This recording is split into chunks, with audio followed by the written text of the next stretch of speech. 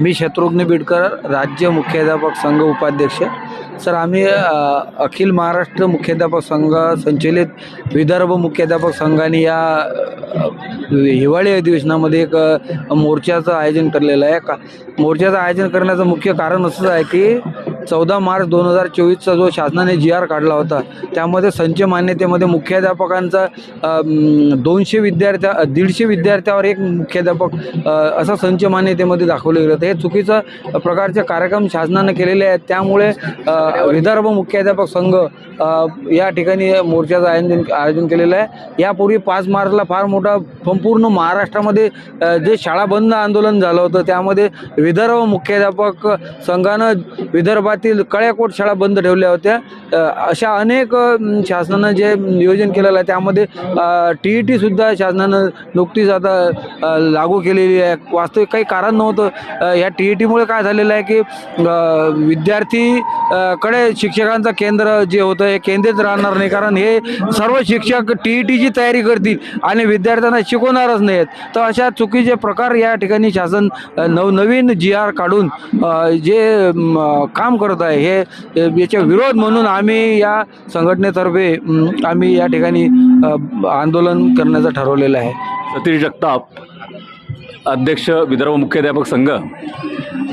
आज आम्ही 13 डिसेंबरला अखिल महाराष्ट्र माध्यमिक उच्च माध्यमिक शाळा संयुक्त महामंडळ पुणे मार्फत राज्यभर मुख्याध्यापकांचं एक शैक्षणिक आंदोलन ठेवलेलं आहे। त्यामध्ये धडक मोर्चा आमचा इथून यशवंत स्टेडियमवरून निघणार आहे। आमच्या ज्या महत्त्वाच्या मागण्या आहेत त्या विद्यार्थ्यांचं शैक्षणिक हित लक्षात घेता तसंच शालेय समस्या करता हे आंदोलन आम्ही घेतलेलं आहे। यामध्ये जे सध्याची म्हणजे 15 मार्च 2024ला जो शासन निर्णय निर्गमित झालेला आहे, त्यामध्ये अत्यंत एक त्रासदायक असा GR तो शासन निर्णय निघालेला आहे। त्यामुळे विद्यार्थी पटसंख्या जी आहे ती जर कमी असेल तर तिथे शिक्षकच मिळणार नाही आहे। 20च्या आत पटसंख्या असेल एखाद्या वर्गाची, त्याला 0 शिक्षक झालेले आहेत। साधारणतः एका जिल्ह्यामध्ये 100 शाळा कमीत कमी या बंद होण्याच्या मार्गावरती आहे। अशा वेळेस हा शासन निर्णय रद्द करणे फार गरजेचं आहे किंवा त्याच्यामध्ये पुनर्विचार करणे फार गरजेचं आहे। तसंच 2013 नंतर जे नियुक्त आहेत कर्मचारी, त्यांच्यासाठी TETची गरज ठीक होती, पण 2013च्या आधीचे जे नियुक्त शिक्षक आहेत त्यांना TET त्यांनी आत्ता अनिवार्य केलेली आहे आणि त्यामध्ये पदोन्नती पण सुद्धा त्यांना थांबवलेली आहे। कुठेतरी या TETच्या या बाबत जी परीक्षा देण्याचं जे आहे ते कुठेतरी थांबवण्यात आलेलं पाहिजे। तसेच अन्य पण आमचे विविध शैक्षणिक विषय आहेत, त्या विविध मागण्यांमध्ये शिक्षक भरती आणि शिक्षकेतरांची भरती करणं हा एक महत्त्वाचा मुद्दा आमचा आहे। मी ज्ञानेश्वर गलांडे, विदर्भ प्रसिद्धी प्रमुख। आमच्या महत्त्वाच्या मागणी अशी आहे सर की 2005 पूर्वी विनाअनुदानित अंशतः अनुदानावर जे कर्मचारी नियुक्त झालेले आहे आणि त्या कर्मचाऱ्यांच्या शाळा हा 2005 नंतर 100% आलेल्या आहे। शाळा कर्मचाऱ्यांना जुनी आला पाहिजे। इतर विभागामध्ये 2005 पूर्वी जे लोक लागलेले आहे त्यांना जुनी पेन्शन योजना ही लागू आहे।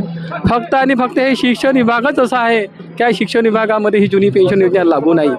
कारण एकच आहे की या शाळेला 100% अनुदान नव्हतं, या शाळेला 20%, 40%, 60% असं अनुदान होतं। त्यामुळं यांना जुनी पेन्शन दिल्या जाणार। माझा एक महत्त्वाचा प्रश्न आहे, सरकार म्हणते आमच्याकडे पैसा नाही, त्याच्यामुळे आम्ही पेन्शन देऊ शकत नाही, याबद्दल तुमचं काय मत आहे? शासनाकडे पैसा नाही असं कसं होणार? ज्यावेळेस आमच्या नियुक्त झालेल्या आहे 2005 पूर्वी, इतर विभागामध्ये 2005 पूर्वी नियुक्त झालेले आहे, मग इतर विभागामध्ये त्यांना पेन्शन द्यायला पैसे आहे ना। शिक्षण विभागाला जे ज्ञानदानाचे काम करतात, ज्या ठिकाणी कलेक्टर मोठमोठाले मंत्री या इथून घडत असतात आणि अशा शिक्षण विभागामध्ये जर पेन्शन नाही म्हटलं तर हा तर एक दैना अवस्था झाली आहे। कुंभमेळ्यासाठी पैसे यायचं, त्याच्यामुळं आम्हाला ही पेन्शन मिळालंच पाहिजे, हा हक्क आहे आमचा। सरकार म्हणते आहे आमच्याकडे द्यासाठी पैसा नाही आहे, नवीन पेन्शन आम्ही लागू केली आहे, ते कालांतराने बंद करू।